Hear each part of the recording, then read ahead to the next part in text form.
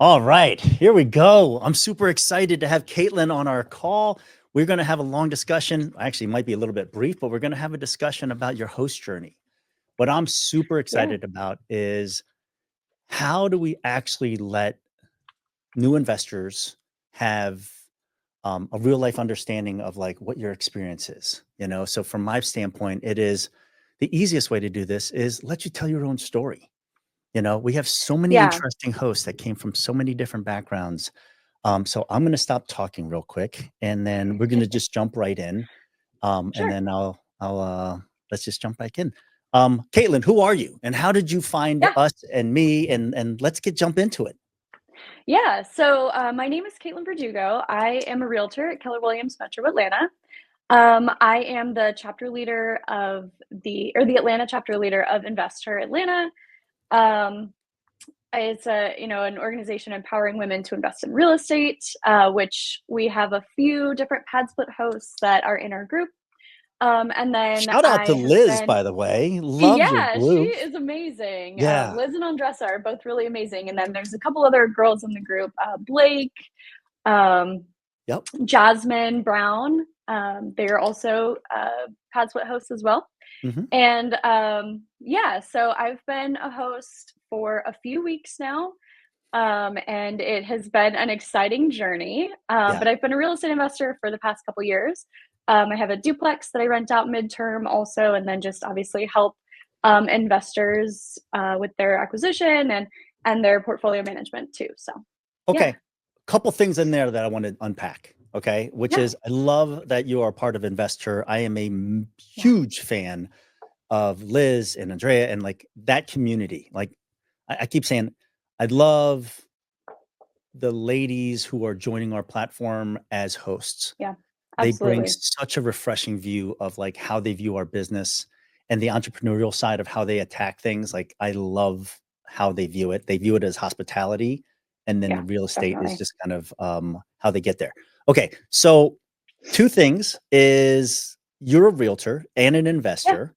Of yeah. all of the things that are on the menu for you to choose from as an investor, how did you land on co-living and how did you find PadSplit? Yeah, so I first heard about PadSplit a few years ago, back in like maybe 2021. I actually had a client that has a bunch of houses on the platform. Hmm. And we just randomly met at one of those showings and kind of got started from there. And I thought that it was a great idea. I mean, I love the mission of affordable housing, and, houses for a lot of people are really unaffordable right now. And so this is a great solution to be able to kind of combat that a little bit. So yeah, I originally heard of PadSplit a few years ago, and I just never made the jump myself Okay. until 6 months ago, and something came across my desk, and I just couldn't pass up on it. I knew that we could turn it into a great co-living space, and so we did. So That's yeah, fantastic. Okay, yeah, that's really exciting in terms of how you got there. How did you yeah. actually identify the property Mhm. and what made you connect the dots to say, oh, this could be a co-living property? Yeah, so it was listed as a 3 bedroom, and then when we actually went and saw it, we realized it was a 5 bedroom with a very easily convertible living room Yeah. into, all large bedrooms. So yeah, we identified it that way and just knew that we could make it happen. It had a great layout. It's a split level, so you walk into the ground floor and there's a bedroom of probably what used to be the dining room, and then you go upstairs, there's 3 bedrooms, and then downstairs there's 2 bedrooms. So Okay, it so was just a great layout. And yeah. when you looked at the property, what were the other exits that made sense for this property? Yeah, we can also do a short-term rental too, and just rent out the entire space of maybe like an insurance need, or long-term rent, but it's still penciled. Yeah. Not as well as obviously a co-living, but yeah, we had a couple options there. And then we could have Okay. also just flipped it, but again, the mission is providing affordable housing. So yeah. Okay. So I love that, and I think it makes a lot of sense, right? There's the mission side Yeah. of it. I've historically always said that I am a mercenary, and Mhm. then I'm a late blooming missionary, right? So when I Okay. say that is like the I like that. entrepreneurs that we talk to, it has to pencil, right? Yeah. It's real estate. Like if the numbers don't work, then my God, walk away, Yeah, right? for There sure. will there will Absolutely. be another at bat for another property that makes sense. Okay, so you found a property, you understood that we were Yeah. an exit, and talk me through kind of how the hoops and the jumps that you went through to acquire this property so that we can kind of get into, I have an idea. Oh, here's a property. And then this Mhm. journey to get to becoming a new host, it's it's chock full of potholes, right? It's like For sure. you gotta dip and Yeah, dive it's through a not bunch of easy. stuff. For sure. So yeah, I guess we had the idea of co-living. We had obviously heard of it. We've heard of other people doing it, but we didn't really put together that that's what we wanted to do until we found this property. And actually, my partner and I, had gone to a Georgia RIA event, Huh? and PadSplit was a sponsor of that event. And so there was someone sitting at the table, and the dots just kind of lined up. Like, we had just seen this property, we had just gone to the Georgia RIA event. I had it in the back of my mind that, this guy does PadSplit, and a lot of people do PadSplit. And so yeah, we kind of just went from there, and we connected everything that way. But yeah, it was kind of just stars aligned, and we realized that everything would work. And now we're actively looking for more PadSplit, Okay. um, So PadSplitable pad houses. splits, right? Yeah, This is a really important part that I like. You and I had a long discussion, and that's a kind of yeah, what led to this. And I yeah. love this piece of it right here. It's like, oh, idea, amazing. Hmm. And it pencils amazing on an Excel spreadsheet, but For then sure. there's an actual business. Like I've always Yeah. jokingly said, acquisition through activation, you're building a car, right? That's the Yeah. opportunity to build multiple 2-3x revenue for the existing Hmm. property. And that's the nuance, like beauty of it is that you know something that somebody else doesn't when you're looking at Right. properties. So that's huge, Right. right? Yeah. But then you actually have to operate the thing. You Because do. if you're not a good operator, you can have all the Yeah. potential for the revenue that you want, but if you can't actually operate it and reach the revenue, because I know we have some struggles going on, but talk me through A, what your anxieties were when you started, Hmm. and then kind of where you are now in terms of like how you view this property opportunity, because that speaks to a lot around like what your goals were when you started and then kind of what your goals are now from the lens of the operator. Um, yeah, so the anxieties, I guess, were, how are we going to find tenants? How are we going to screen tenants? How are we going to kind of manage all of the things that go on from the operations side? How do we know what silverware to use, and what, all Yeah. of those tasks times a million, all of those questions times a million. How do we know what the best neighborhood would be, what the parking situation should be? And we definitely took a lot from the um, PadSplit host Facebook group. We like immediately joined that, and we started asking so many questions. Hmm. And everybody in that group is really really helpful, and they helped walk us through some of that, getting insurance, because it's not a typical property, and it's not a normally you don't have to insure houses by the room, and Yeah. this one you obviously do. So those were a lot of the anxieties, and we found a lot of the answers in the Facebook group, and just talking to other hosts. And honestly, the account execs, Audrey and Blake, have been super helpful, and you've been super helpful in managing a lot of that and helping us through that. That's awesome. But yeah, I yeah, love that. So you said silverware. Okay. yeah. And like so I have this hat that I wear as employee at the company, but I'm Hmm. also an investor and I'm also a host, right? So like there's certain Yeah. things that are super important to me as the investor Hmm. because not investor, Liz, but investor, right? Yeah. But from my standpoint, it is I think about everything in reverse engineering, right? So Hmm. I start with the member experience. Can you tell me about what your hopes are? And like what member experience are you wanting to deliver? Because you're Yeah, essentially like I view them, the members as clients and customers. So absolutely. for me, it's like, well, what am I delivering as the member experience so that I'm adding value. So what's your view of your Yeah. member experience that you want to deliver? Yeah, we wanna deliver a really high quality living experience. We want to build a community, and we're hoping to, have community members that also want to build a community, and so we're screening a lot of our tenants for from that angle of, is this person going to help build our community and help be the people that we want to, recruit to this community? So when we're looking at different things like furnishings and like the silverware, right? Yeah. We want to have high quality things to get that experience, to have that high quality experience and to not have things that just break so easily and that feel really cheap or that feel like you're living in not a good place. So we're specifically choosing things to build that high quality experience. Okay. So in your mind, who's the customer? Mhm. Give me the avatar that you Yeah. have in your mind that you're like, "Ooh, if I could get 6 of these," because your house is actually, tell me what it started as and what is it currently after conversion? It started as a 3-2, Mhm. and then we bought it as a 5-3, and then we now have it as a 6-3. Got it. And Got it. the avatar that we're kind of working with is the like young working professional. So they're maybe 25 to 35. They have a good paying job, but they don't want to pay for an entire apartment.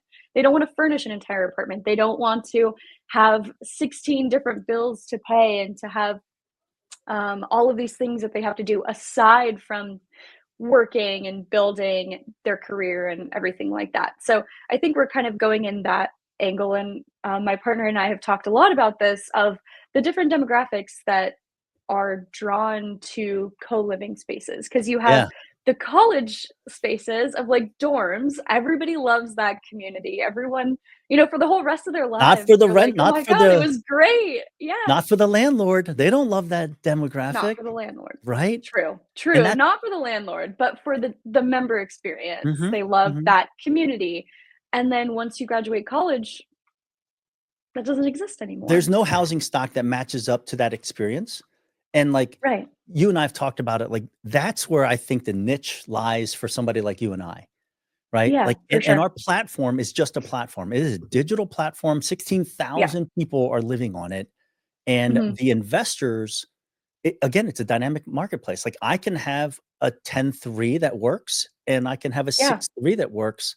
The numbers are what the numbers are, and that's the big point is, like, you can make your net profit, the net income that you want, out of multiple Mhm. different ways, Yeah. of the structure. Location happens, and then the biggest thing that people aren't talking a lot about, and which is amazing because I found you, is, like, if you lead with the member experience, like, what okay, I'm gonna back up because I know my own thoughts, but I'd like to try to get yours out Yeah. of your brain. Okay. The member experience that you're creating, why? Why do you have this member experience in mind? What are the motivating things that you hope to achieve? That's a good question. Mhm. I think that that doesn't exist very many other places, and so I would like to make that exist. I think it might just be as simple as that, of that's just Yeah. my I'm just passionate about affordable housing and building communities. Obviously, I've kind of built a few other communities, right? And so, it kind of solves the problem of affordable housing and community living. Yeah. And in all honesty, like, I lived in a lot of these co-living places over my 20s. I was a traveling young professional. I lived in Hawaii with 6 other people. I then moved to Asheville, and I lived in a hostel for a few months, and it was great. It was an amazing time. And then I moved to, my own apartment, but I still had a whole bunch of roommates, but it's really difficult to curate that for yourself. And so I think I want to help other people curate that experience. And so that's kind of Yes. what I'm That's doing now. Yeah. that's I'm just exactly right, creating and, like, experiences. I don't know. Yeah. and the value and the advantage that I have is that I speak to a ton of members. Mhm. And I'm always asking because on the back of my mind, I have to figure out how to monetize this wonderful idea and mission that I have, right? Like, And Yeah. for me, when I think about the value of the member experience that you and I are trying to deliver, I want stickiness. I want you to stay. I want you to feel like this Right. is home. I want you to be proud of where you're living. I want you to invite your friends and be like, "Look at this. I'm paying 800 Yeah. bucks. You're paying 1,600 bucks. Who's renting smarter?" Right. And Right. Exactly. right. And then like I don't know about you, but like COVID sucked. COVID sucks so Absolutely. bad across everybody. Yeah. And one of the things that was missing was community, right? Absolutely. Yeah, we were all just stuck in our own houses, and if you lived by yourself, you didn't see anybody, and you didn't have that human interaction that we all need. Yeah. Absolutely. So those are the things that I think that are super special about having hosts like yourself on our platform is that like there's a place for somebody who is one step from living in a car.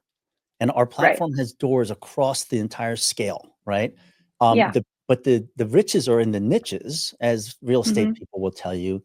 This niche that you and I are attacking is young working professionals who see value in like I look at it this way. The only place that I can give myself a raise in all of my expenses is housing, right? You Yeah. can the fastest way I should say, because I can stop Yeah, going the out to fastest eat. I way. can turn out, Sure. turn off all the Netflix and all this other subscriptions that I am blindly paying for. But literally the members that I speak to, they're shaving off $500 Yeah, off of their absolutely. housing expense, which is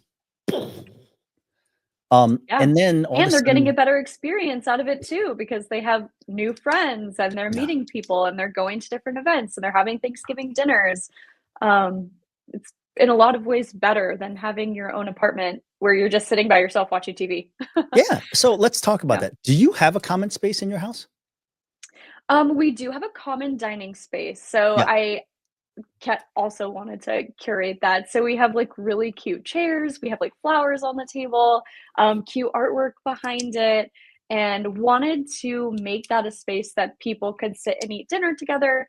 But we did also put a separate eating space where if you don't feel like socializing, you can also eat. Mhm. At this single space by yourself too. You Cool. could also just pull over the chair though to the group dining table. But yeah, we don't have like a living room or anything that we did turn into an additional bedroom. Did you do But it yeah, we because have you this. had to make the numbers Um, work? yes and no. The numbers were definitely um better with the sixth bedroom, but we also it was just like building one single wall across and then it matched the additional bedroom that was built down Yeah. there by the people before us. Um, yeah. But we Got it. wanted to make sure to keep that community dining space. Got it. So talk to me about the member screenings. 'Cause I know that's how we initially met, right? Yes. Yeah. Good and bad and indifferent, like, we go through screening for members, and then there's additional screening that you're doing, Mhm. okay? W Yeah. what do you what's when you ask questions to the members, right, Mhm. beyond the fact of like, "Hey, you can't have this in your background," right? Right. Let's just get Yeah. to the baseline of you're acceptable. You have a job, you qualify for this, I'm comfortable with what you're working on, or how Yeah. you make income to pay me. Mhm. What other questions do you specifically ask to match up to your desire to build a community in the house? Yeah, first I also add a, like, baseline of we are a community that respects each other, and so if you're not one that's going to respect people's spaces, I'm sorry, but we're not a good fit. Yeah, So that's and that another one of our and that's baseline. okay, right? Even in Atlanta, there's Yeah, for sure. 6,200 doors Yeah, that you can go find absolutely. one that fits for you. Yeah. So the things that I ask are usually like, what's your work schedule? Are you, sleeping during the day? Because we do have a lot of people coming in and out all the time. I ask, what do you like to do outside of work? If you are a, movie enthusiast, oh my gosh, well, so is, one of Yeah, our other members. Like you guys would be great together. I want people that all just generally are like sociable, and again, back to the community. I look for people that are, yeah, mostly just respectful, sociable, have some hobbies outside. And then I also took your advice and have been telling people that we are introducing like networking opportunities and business building. You know, I have this other investor, which is very Right. similar, where we do, you know, networking and events and personal growth, personal development. So I'm starting to invite our tenants into those spaces as well. Yeah. And so far, that's gone over really well. Yeah. It's amazing to me because the idea that I came to you with, and the story I told was like, I literally got this from a man that I was sitting next to in the sauna at the gym. He was like mid-20s, and the other guys were like 50, 60 years old. And the one thing that he was mentioning was he can't, and he's having a difficult time getting out of his closed network that he's in. He's like, Yeah. I hear all these things. I got all these feeds on my Instagram. He's like, how do I meet and network? And Yeah. like it occurred to me, and that's when I went back to my members. I got a guy who he works for a pest company, right? I'm like, wait a minute. Everybody that I know in the real estate world needs pest service. For I was like, sure. Yeah. why don't I just introduce you, and whatever leads come, you benefit. For me, it's Yeah. ultimately the mercenary kicks in on the background. I'm like, if this guy is getting, positive lift in his life, the value of staying with my house, it's tied to me as the Mhm. operator now. It's not just, am I getting four walls that's safe and I have a bed? These little Right. incremental deposits into like why I want to stay. And I love that like in your mind, it opened up your lens of like, wait a minute, I have this entire networking, Yeah. possibility that it doesn't hurt you at all to introduce them to, and I think Right, that's exactly. eye-opening. It's eye-opening.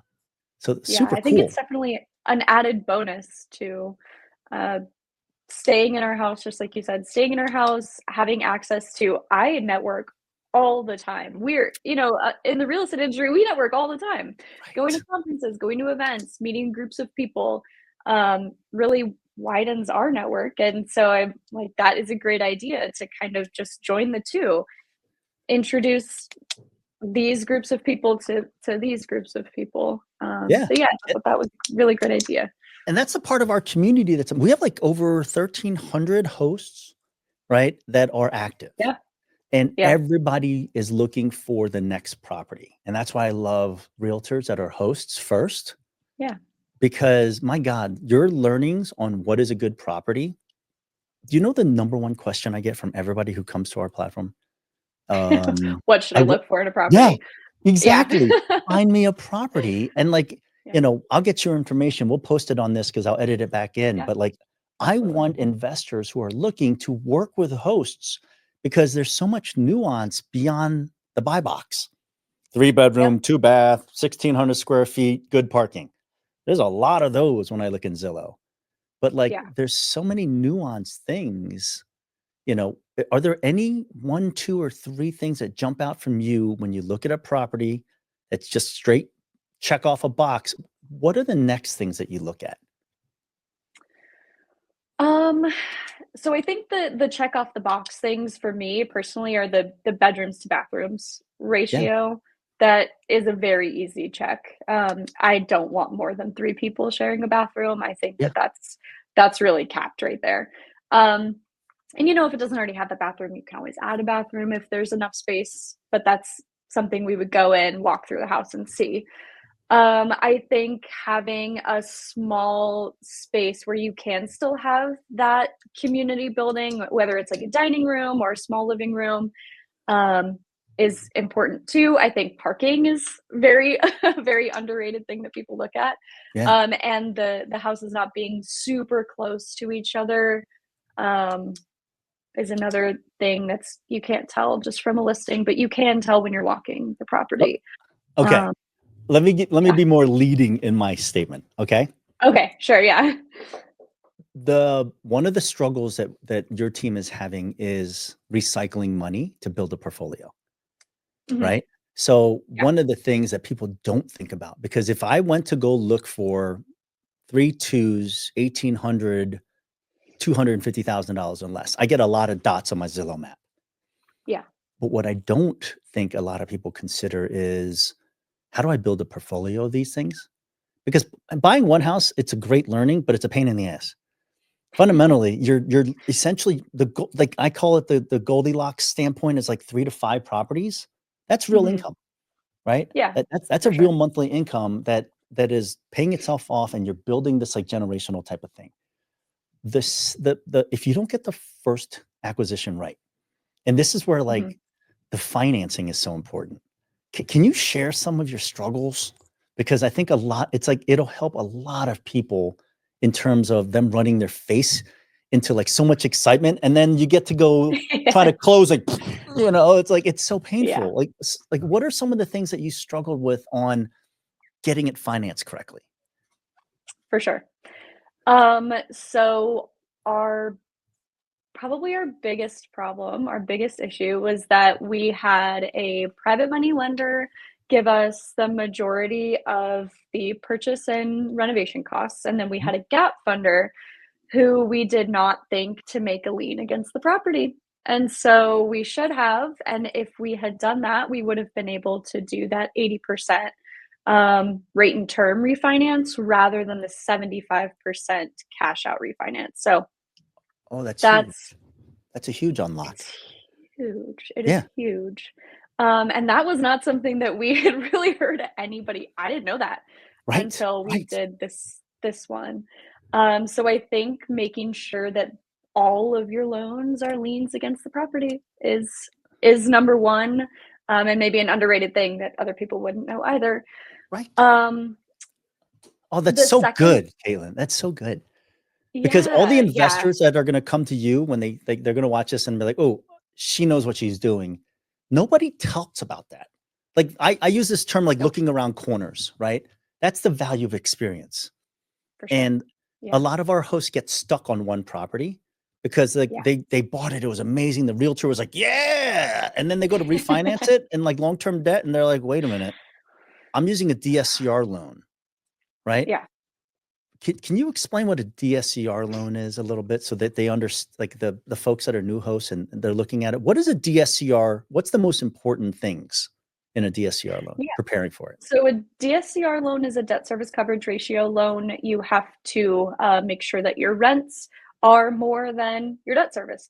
And one of the major ways that a lot of big lenders will do that is just by using the long-term rental amount, Yeah. long-term, rental comps. A lot of times, though, in Atlanta, those long-term rental comps do not cover the debt service, especially right now with higher rates. It just doesn't cover. And so there are some lenders, we're using one that are able to take, slightly different and more creative approaches to doing that Yeah. DSCR loan, but using like the AirDNA data, they can use, a few different methods. Yep.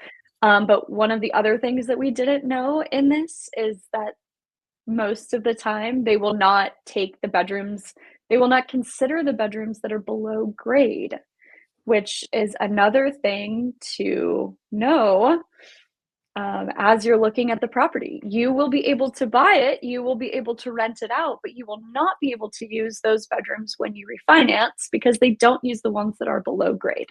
That's gold. Because for us, we look at those below grade rooms as $800 a pop, $1,000 a For pop. sure. Boom, boom, boom, boom, Absolutely. boom. Absolutely.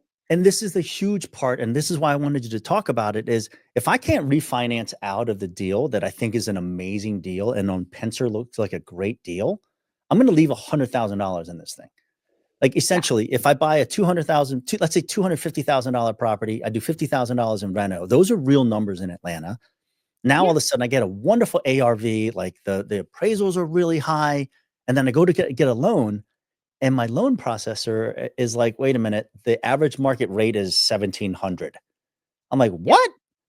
And now all of a sudden I Doesn't have to cover it, not even bring close. so much more money to the table, right? Instead of Yeah. the 75% maxed out DSCR ratio, now it's like 60, 65. And every one of those 10% drops, I, as the investor, have to bring more money to the table to reduce the ratio of the rent, right? So Right. instead of my loan being a full 75 of the ARV, it's actually based upon what the debt service will cover. And that number of the loan, which should have been $250,000 on the loan, it starts going down and down and down, and all of a sudden that my contribution to the closing goes up and up and up. So for Yeah. investors that are out there, if you're not aware of how DSCR coverage works, it is not based on PadSplit eventual rent. That's the icing on Not the at top. all. The Yeah. acquisition still falls within the framework of what existing hosts have to do, right? Lenders have their own requirements. And that's a Yes. huge lesson that I got out of your conversation. It just reminded me of like, for me to buy my second house, I got to tighten up on what I'm buying here, and reverse engineer it. So that's Yeah. huge. All right. Yeah. What are your goals as a host? What do you want to try to do?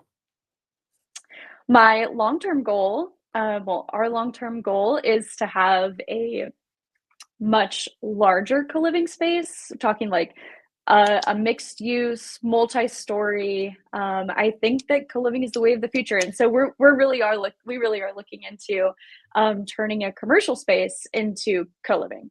Yeah. So that's long term. In the short and midterm, probably having a dozen PadSplit properties that are just residential converted into co-living spaces, and yeah, but really focusing on the long term right now, Yeah. and looking for opportunity there. That's awesome. And your active Yeah. income, I love you as a Oh, realtor. I think yeah. that I'm a you've realtor. got great insight. Do you want to let people know how to contact you as a realtor? Yeah. If you Google me, there are a bunch of contact methods, but you can also friend me on Facebook. I've got a Facebook realtor page. I think probably texting is the easiest way to Yeah. get a hold of me. Do you want me to say my number? Or are you going to put it I'll in the share your show contact notes? information right in there. Okay, great. So if you want Yeah. me to use your cell phone number, I will. And I'll put it Okay. into Yeah. the actual recording, and then hopefully you get a Yeah. bunch of leads. And then I love the fact that That'd you're be a great. realtor and you're going to Yeah, help our investors find the right properties because not all for sure. realtors know what's a good property. Very true. Very true. Okay. Yeah. Yeah. So this is super great. I appreciate it. I look forward to working with you more Yeah. and more. Um, yeah, I will see you on Yeah, the thank you so Facebook much for pages. having me. I appreciate Of it. course. Yeah, it's a good conversation, and looking forward to building and filling out our first one and getting our second one. Love it. Welcome to the community, Caitlin. Thank you. I'll talk to you soon. Okay, bye bye.